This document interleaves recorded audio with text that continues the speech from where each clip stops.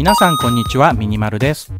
今回はフェイスリグで自作の絵が動くまでの道筋のすべてと題しまして VTuber モデルを作りたい人、または単純にフェイスリグで自作の絵を動かしたいだけの人にも向けて、ゼロから作業を始める前に絶対に押さえておいた方が良い注意点を実際の作業を丸ごとざっくり見ながらピックアップしていこうと思います。私自身がモデルを作って全部の作業が終わった後にここを注意すべきだったなぁと感じた部分が多々ありましたので、皆さんはこの動画を見た後にアバターを作り始めるとかなりお得な情報となっています。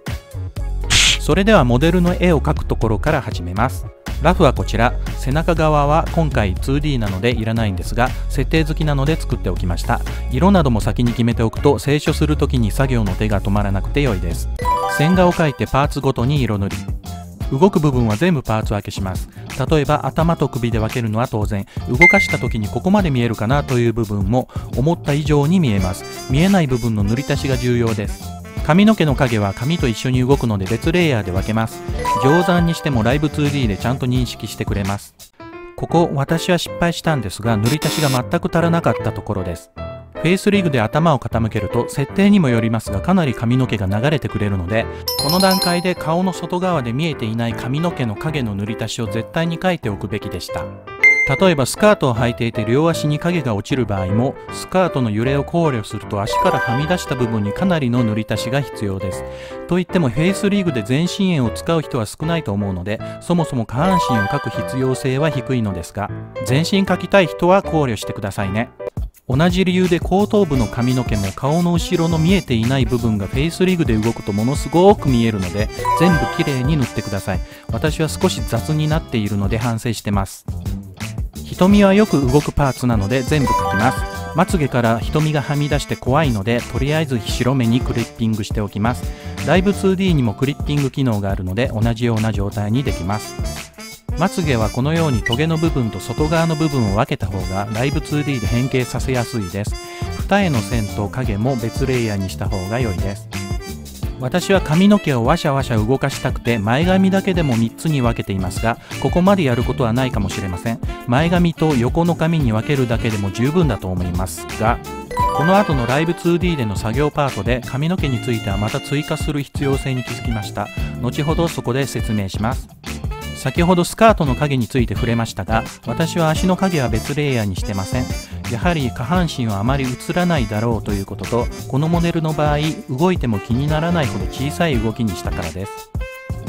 腕の蝶々は透明感を出したくて透けさせたんですが、フェイスリグで黒巻きいわゆるグリーンバックで出力した時にグラデーションで透ける感じにはできなかったので、こういうのはおすすめしません。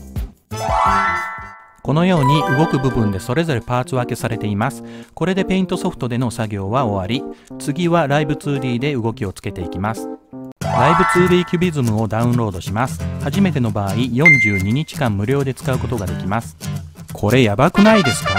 トライアルで使えるのは月額2080円のプロ版、すべての機能が使えてもちろん保存もできます。フリー版もありますが機能制限がかなりありますので、プロ版トライアルでやっちゃいましょう。起動してプロ版無料トライアルを開始をクリック。はい、42日間使えると表示されましたね。めっちゃ長い。パーツごとに統合した PSD ファイルを読み込みます。問題なく表示されましたが、瞳のクリッピングが外れて怖くなっちゃってるので、とりあえずクリッピングをしちゃいます。まず最初にそれぞれのパーツごとにアートメッシュなるものを割り当てていきます。画像を分割してこれを元に変形をしていくみたいです。なので口や髪の毛など動くとかなり変形するなと思う部分はアートメッシュの自動生成で変形度合いを大にするといいかと思います。私は変形度合いを小でやっていたので、口などを変形させるときに結構苦労しました。メッシュを自動生成した後は手動で調整して、ある程度メッシュが左右対称また均一になるようにしておくと、同じく変形させる時にやりやすくなります。私の場合このように口のメッシュが少ないので滑らかに変形させにくかったです。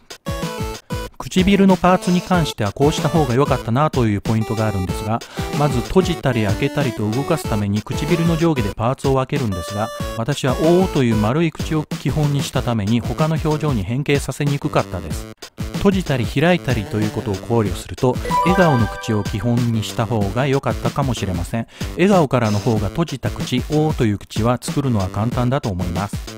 また上唇なら主線の上に、下唇なら主線の下に肌色をしっかり塗り足しておきますが、レイヤー構造的には下唇の上に上唇を重ねて変形させることになるので、口の中が変形した時にはみ出さないように、口角のあたりの塗り足しは上唇の部分は多めに下唇の塗り足しに重なるように塗っておいた方が良いです。そしてもう一つ、下唇にリップのような赤みがありますが、こういうものは別レイヤーにするべきでした。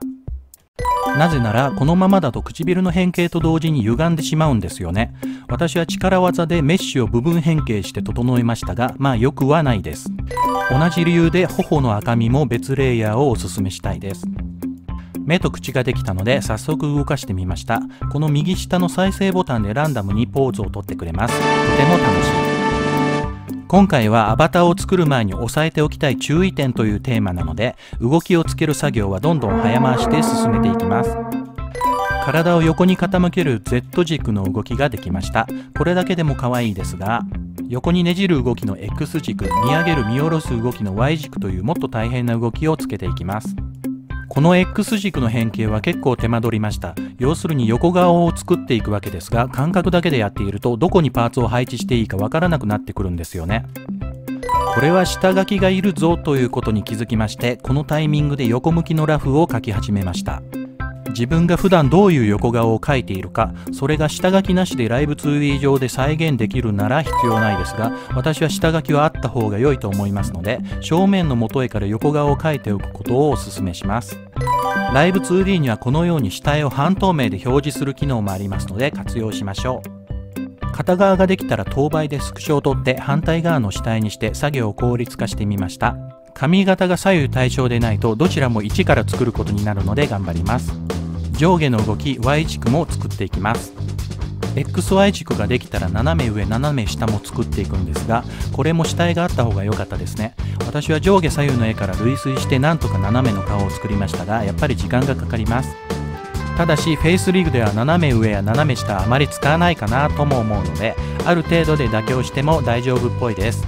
全ての向きの変形が終わったら楽しい髪揺れ胸揺れの物理演算設定です。物理演算設定では動いた時に追求するサラッサラの髪の毛などが作れます。数値設定が複雑ですが、動きを見ながら調整できるのでやってるうちに慣れます。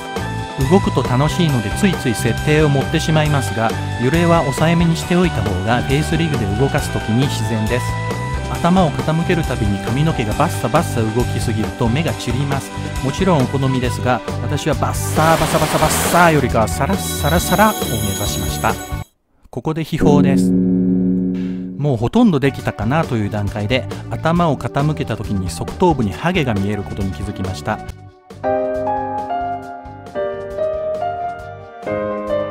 数分前の下絵の段階で髪の毛の追加の必要性に触れましたが、あれです。というわけで顔面のパーツの上に生え際からの髪色を追加。髪の毛が動いてさらっと流れた時に顔面パーツが見えた時にも髪色が見えるようにしました。内首獄門みたいになっちゃってます。さらに付け加えて、下を向いた時の頭頂部や横顔の髪のボリュームも足らないと感じたので、頭頂部から伸びる横髪も追加しました。横の髪を追加するポイントとしては、正面顔のままパーツを作るのではなく、横顔を元にしてバッチリ合うように髪の毛を描くと良いと思います。これをライブ 2D で横向きにした顔に追加して正面顔に戻した時に追加した髪を正面に合うように変形させるとしっくりくると思います。このパーツは左右反転して使いました。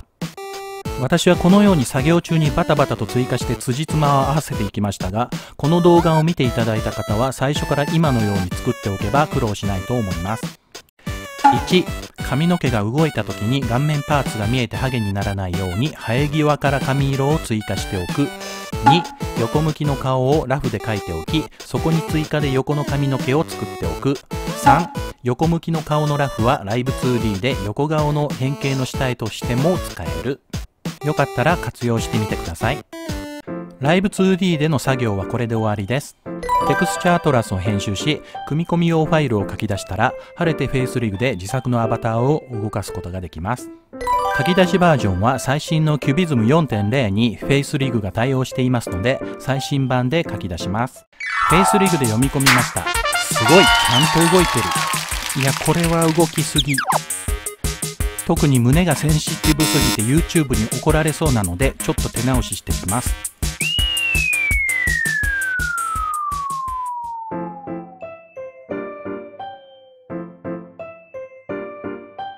はい、というわけで落ち着きました。ライブ 2D の物理演算の下りで揺れすぎは不自然と言いましたが、これです。